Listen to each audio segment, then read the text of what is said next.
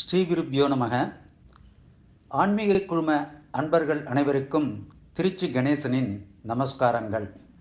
கீதை காட்டும் பாதை தொடர் சிந்தனையின் அத்தியாயம் 3 கர்மயோகம் பற்றி இன்று சிந்திப்போம். நான் கர்மத்தை அனுஷ்டிப்பதா அல்லது ஞானத்தை அனுஷ்டிப்பதா? 2 சாதனைகள் இருக்கின்றன. நமக்கு தேர்ந்தெடுக்கும் தகுதி இல்லை, இரண்டையும் செய்ய வேண்டும். ஒருவன் கர்மத்தை யோகமாகச் செய்ய வேண்டும். உனக்கென்று விதிக்கப்பட்ட கர்மத்தை சிறந்த பாவனையுடன் செய்வாயாக. ஞான யோகத்தை விரும்பினால் செய்யலாம், சாஸ்திரம் கட்டாயப்படுத்தாதே. இதை புரிந்து கொண்டு கர்மயோகத்தை சரியாகச் செய்வாயாக என்றார் அர்ஜுனனிடம் பகவான் ஸ்ரீ கிருஷ்ணர். ஞானியாக இருந்தாலும் விடாமல் செய்வது நல்லது. ஞானியும் கர்மம் புரிய வேண்டும் என்பது ஸ்லோகம் 20 முதல் 29 வரை கூறுகிறார். ஞானிகள் உலகத்திற்கு நன்மை பயக்கும் பொருட்டு செய்ய வேண்டும் என்று ஜனக மகாரிஷியை உதாரணமாக கூறுகிறார். நீயும் ஞானத்தை பெற்றதாக நினைத்தாலும் கர்மத்தை செய் என்றார். மக்கள் சுபாவம் தலைவன் செய்வதைத்தான் தொண்டனும் செய்வான். ஸ்லோகம் 22, 23, 24 மூன்றும் கிருஷ்ணர் தன்னையே மேற்கோளாக காட்டுகிறார். நானும் கர்மா செய்கிறேன், நான் லோக மக்களுக்காக செய்கிறேன், அதுபோல் நீயும் செய் என்றார். பற்றுடன் மக்களும் பற்றில்லாமல் ஞானிகளும் செய்ய வேண்டும். செய்யும் போதும் செய்ததற்கு பலன் வரும்போதும் காலப்போக்கில் அவர்கள் மாறுவார்கள். அவர்களுடன் சேர்ந்து நாமும் செய்ய வேண்டும். வலுக்கட்டாயமாக கர்மத்தை விடக்கூடாது. அது பிரகிருதி அல்லது மாயை என்று அடுத்த ஸ்லோகத்தில் சொல்கிறார். உனக்கு ஞானம் வந்ததால் பிறரை பார்த்து சிரிக்காதே, அவனும் பின்னர் புரிந்து கொள்வான். உண்மை தெரிந்தவன் குணகர்மா, மாயையின் குணம் செயல் இவற்றை தெரிந்தவன். இந்த சரீரம் பிரபஞ்சம் குணமயமானது. மேட்டர் அண்ட் மேட்டர் இன்டராக்ட், அதை பற்றி யூ டு நாட் இன்டராக்ட் என்பர். 27, 28, 29 ஆகிய ஸ்லோகங்கள் பிரகிருதியுடன் இணைத்து கொண்டவர் பற்று வைக்கிறார். எனவே நீ இப்பொழுது சந்நியாசம் வாங்கினால் அவர்களை குழப்புவாய், எனவே கர்மத்தை செய் என்றார். 30வது ஸ்லோகத்தில் ஞானி செய்தால் அது லோக சங்கிரகம். ஞானத்தை எந்த ஆசிரமத்தில் இருந்து கொண்டு வேண்டுமானாலும் செய்ய முடியும். இந்த ஆசிரமத்தை அனுஷ்டித்து மக்களுக்கு வழிகாட்ட வேண்டும், அவ்வளவுதான். இந்த ஸ்லோகம் கர்மயோக கருத்துக்களை தன்னகத்தே கொண்டுள்ளது. எதற்காக கர்மயோகம் செய்கிறோம் என்ற ஞானம் வேண்டும் நமக்கு. என்ன செய்கிறோம், எப்படி பண்ணுகிறோம் என்று தெரிய வேண்டும். மனசு அமைதியடைய கர்மத்தை யோகமாக செய்ய வேண்டும் என்ற விவேகம் வேண்டும். உபாய உபேயம் என்று எதை அடையணும், அதற்கு உண்டான வழி என்ன என்பதை தெரிந்து செய்ய வேண்டும். Do it without tension. Tension கூடாது என்றவுடன் தான் நமக்கு டென்ஷன் அதிகமாகும். பதைப்பு இன்றி சாந்தமாக செய்ய வேண்டும். விழிப்புணர்வுடன் அலர்ட்டாக கர்மாவை செய்ய வேண்டும். முதலில் ஆசனம் போடுவதிலிருந்து ஆச்சமனம் என்று அனைத்தையும் செய்து நிதானமாகவும் பொறுமையாகவும் சுலபமாகவும் சங்கல்பம் செய்து செய்ய வேண்டும். கர்மா பண்ணி முடித்தவுடன் காயேன வாச்சா மனசே இந்திரியைவா புத்தியாத்மனாவாத் பிரகிருத்தே ஸ்வபாவாத் கரோமி யத்யத் சகலம் பரஸ்மை நாராயணாயேதி சமர்ப்பயாமி ஓம் தத்சத் பிரம்மார்ப்பணமஸ்து என்று சொல்லி முடிப்புக்க வேண்டும். அனைத்தையும் நாராயணனுக்கே சமர்ப்பணம் செய்ய வேண்டும். ஆகவே விவேக புத்தி, படபடப்பில்லாமல் செய்தல், விழிப்புணர்வுடன் கர்மா செய்தல், அவற்றை பகவானுக்கே அர்ப்பணித்தல், எக்ஸ்பெக்டேஷன் இல்லாமல் செய்தல், பிறகு நிர்மமக, புண்ணியம் பாவம் பற்றி சொல்லாமல் இருக்க வேண்டும். பகவான் இப்படி 30வது ஸ்லோகத்தில் கன்க்ளூட் பண்ணுகிறார். 31 மற்றும் 32வது ஸ்லோகத்தில் பகவான் மேற்கூறிய கருத்தை கடைப்பிடிப்பதால் ஏற்படும் பலன் மற்றும் தீமைகளை பற்றி கூறுகிறார்.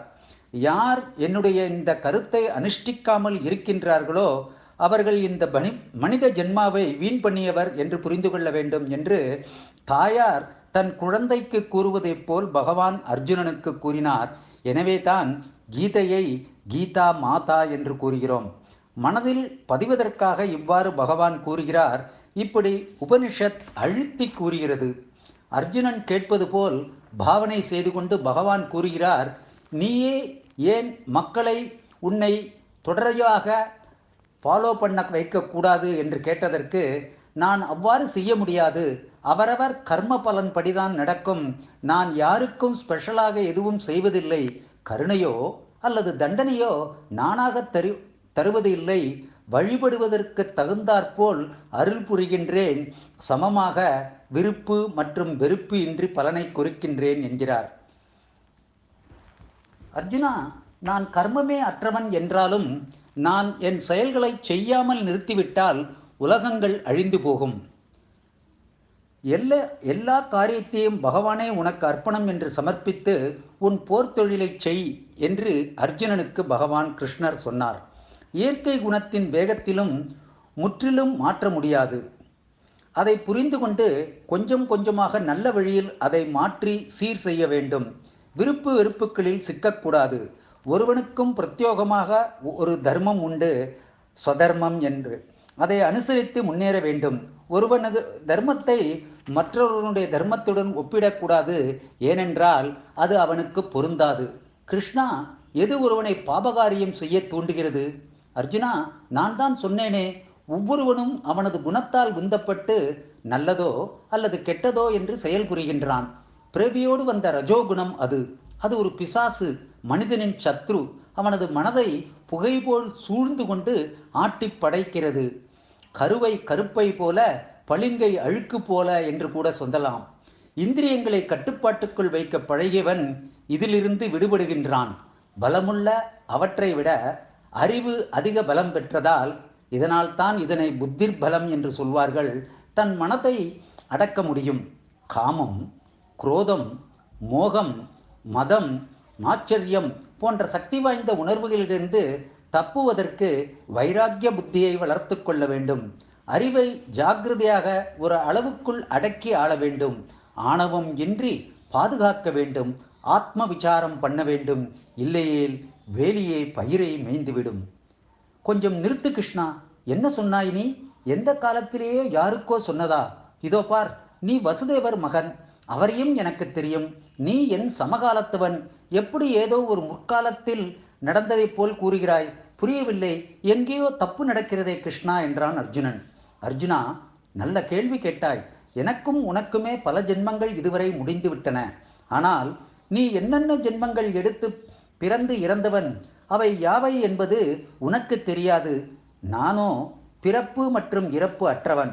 அவ்வப்பொழுது வெவ்வேறு உருவில் மாயையினால் மாற்றம் கொண்ட உருவில் தோன்றுபவன். எனவே எனக்கு ஒரே தொடர்ச்சியாக அவை அனைத்தும் தெரிகிறது. எப்பொழுதெல்லாம் தர்மம் பழுதடைந்து அதர்மம் தலை தூக்குகிறதோ அப்பொழுதெல்லாம் தர்மத்தை பாதுகாக்க நான் தோன்றுபவன். நல்லவர் வாழ தீயவர் வீழ நான் தேவையான பொழுது அவ்வப்பொழுது அவதரிப்பவன். என் அவதாரங்கள் பல, ஜென்மங்கள் எத்தனையோ, நீ எடுத்ததும் பல. ஆனால் நீ அவற்றை நினைவில் கொள்ள முடியாது. உன் நினைவு ஒரு அளவுக்கு உட்பட்டது.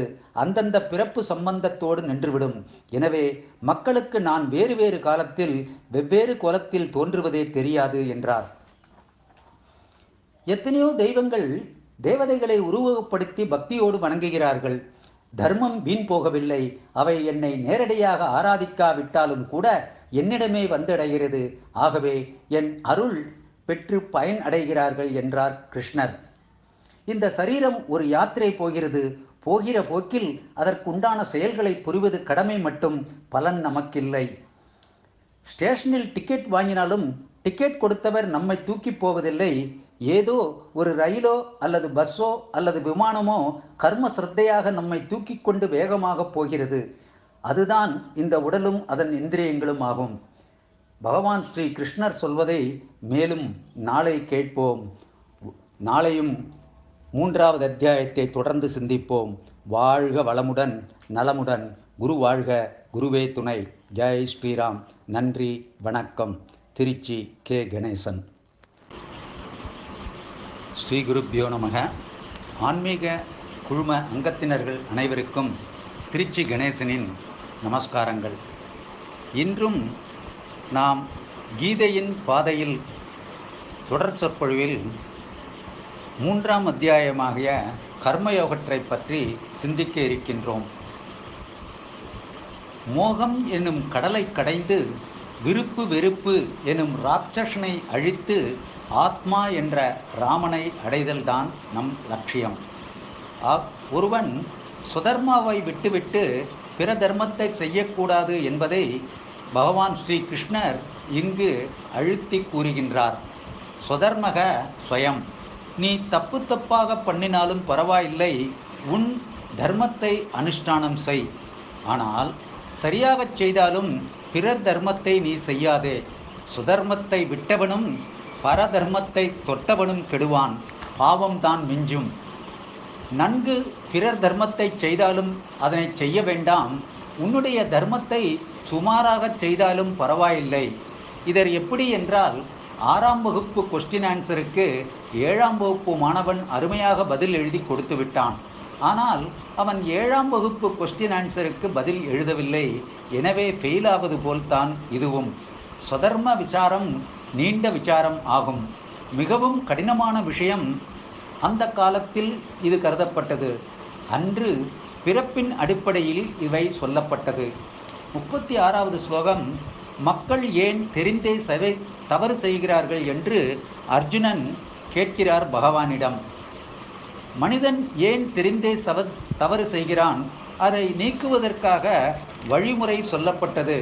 மக்களுக்கு புண்ணியத்தில் ஆசை இல்லை, ஆனால் புண்ணிய பலனில் விருப்பம் உள்ளது. பாவ பலனில் ஆசை இல்லை, ஆனால் முயற்சி செய்து பாவம் செய்கிறார்கள் என்று தர்மசாஸ்திரம் கூறுகிறது. இஷ்டம் இல்லாவிட்டாலும் ஏன் இதனை மக்கள் செய்கிறார்கள்? இந்த விருப்பு வெறுப்புத்தான் ஒரு பொருளை பார்த்தவுடன் எவ்வளவு கொடுத்தாலும் திருப்தி அடையாது. நாம் இதை எதிரியாகத்தான் கொள்ள வேண்டும். 5 வயதிற்கு பிறகு அனைத்திலும் தர்மமாக இருக்க வேண்டும். சாப்பாட்டிலிருந்து தூக்கம் வரை. தற்காலிக காலத்திற்காக நிறைய தப்பு செய்கிறார். அற்ப சுகத்திற்காக உயர்ந்த தர்மத்தினை கைவிடக்கூடாது. எல்லோரிடமும் இந்த உணர்ச்சியானது நெருப்பு புகை மூடியது போலும், கண்ணாடியை அழுக்கு மூடியது போலும், கர்ப்பப்பை மூடியது போலும் ஆசை அறிவை மூடியுள்ளது. 39வது ஸ்லோகத்தில் இதற்கு விளக்கு ஆசை, சுயநலம், ராகத்வேஷம் உள்ளே உட்கார்ந்து கொண்டு நித்திய விவேகிக்கு தெரியும் இதை பற்றி. இது நமக்கு விரோதி, நம்மை அழிக்கப் போகிறது என்று தெரியும். இதை நீக்குவதற்கான வழிமுறைகளை பகவான் கூறுகிறார். முதலில் இந்திரியத்தில் மனசு, புத்தி பின் ஆட்டி படைக்கிறது. பேப்பரில் வரும் அட்வர்டைஸ்மெண்ட், கார் அல்லது நகை பற்றி பார்த்தவுடன் இது நமக்கு பிரயோஜனப்படும் என்று அது மனதில் அமர்ந்து விட்டால் விசிபி விசிஆரில் ஓடுவது போல் ரீப்ளே செய்து கொண்டே இருக்கும். திரும்ப திரும்ப அதனை அசை போடுகிறது. வாங்கும் வழியை யோசிக்கிறது. அறிதல், விரும்புதல், செயல்படுதல் போன்று ஞானசக்தி, இச்சாசக்தி, கிரியாசக்தி என்று இதனைத்தான் கூறுவர். ஞானத்தை மறைத்து இந்த தேகியை குழப்பமடைய செய்கிறது. புத்தி நம் ஆசையை நியாயம் என்று எப்பொழுதும் ஜஸ்டிஃபை பண்ணுகிறது. இதை நிறுத்த புத்திக்கு தர்மசாஸ்திரத்தை திரும்ப திரும்ப கொடுக்கணும், அல்லது மகான்களின் வாக்கியத்தை திரும்ப திரும்ப படிக்கணும், மனதில் ஏற்றிக்கொள்ளணும். சத்சங்கத்தின் மூலமாக புலனடக்கத்தில் இந்திரியத்தை பழக்கணும். சகுண பிரம்மத்தை தியானம் செய்து அமைதியாக்க வேண்டும். தமக சமக மனக என்று தெரிந்தே தவறு செய்தை குறைத்து கொள்ள வேண்டும். மனதில் ஆசை பரிபூர்ணமாக போவதற்கான வழிகள் இதுதான். மேல் எழுந்த சாதனை தான் சொல்லப்படுகிறது. ஆழமான சாதனை 42வது ஸ்லோகத்தில் சொல்லப்படுகிறது. நான்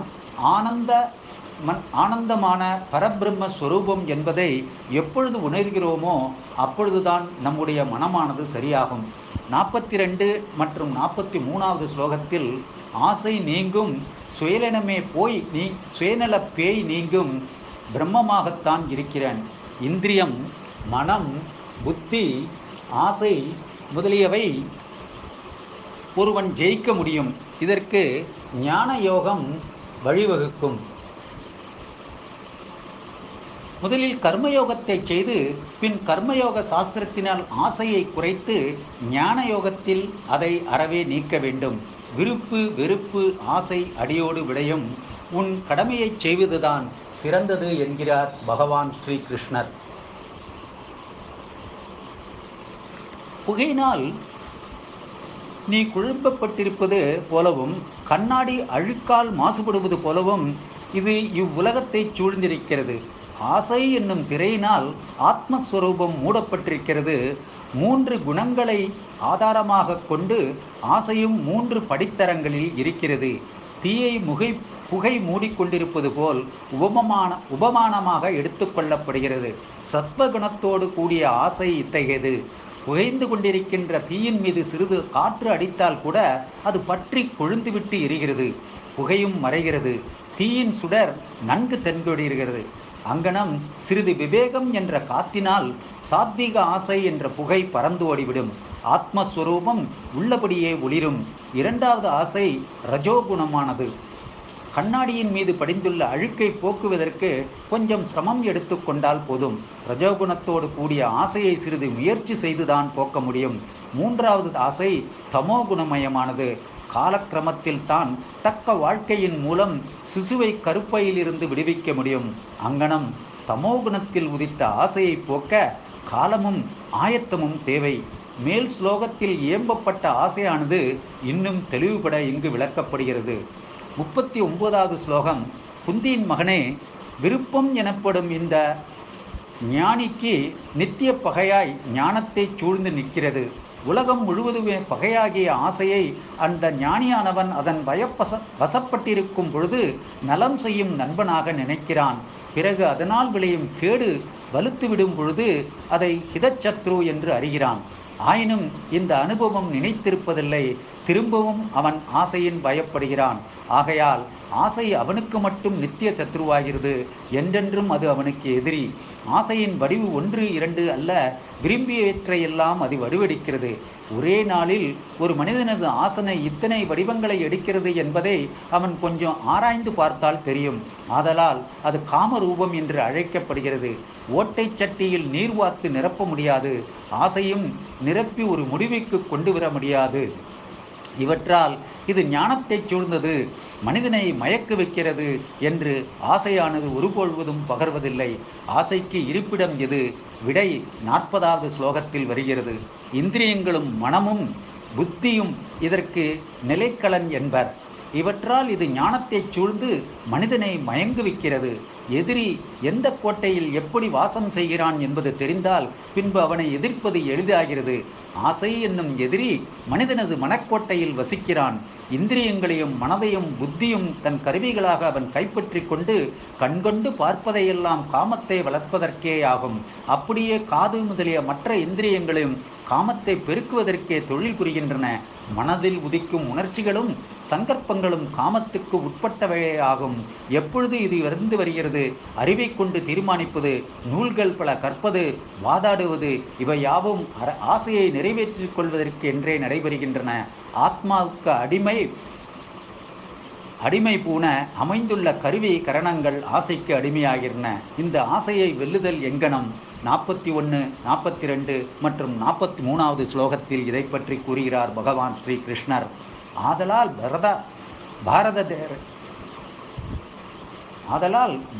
பார்த்தா, நீ தொடக்கத்தில் இந்திரியங்களை கட்டுப்படுத்தி கொண்டு ஞானத்தையும் விஞ்ஞானத்தையும் அழிப்பதாக இந்த பாவத்தை கொன்றுவிடு.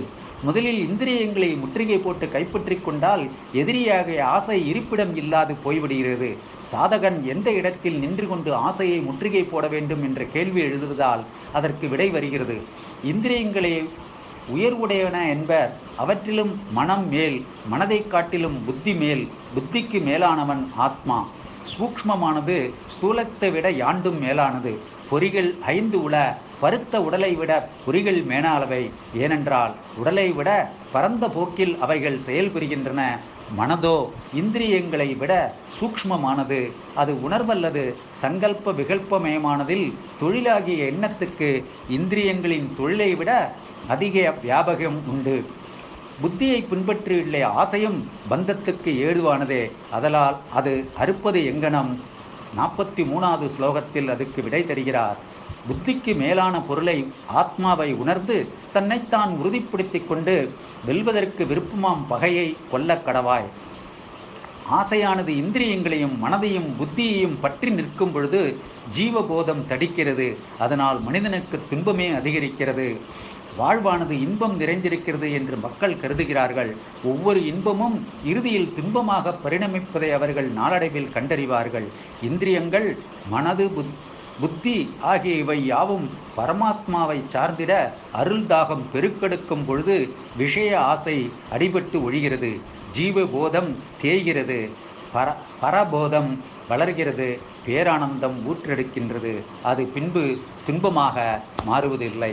நாளை 4வது அத்தியாயம் ஆகிய பற்றி சிந்திப்போம். கர்மயோகம் இதனுடன் நினைவு பெறுகிறது.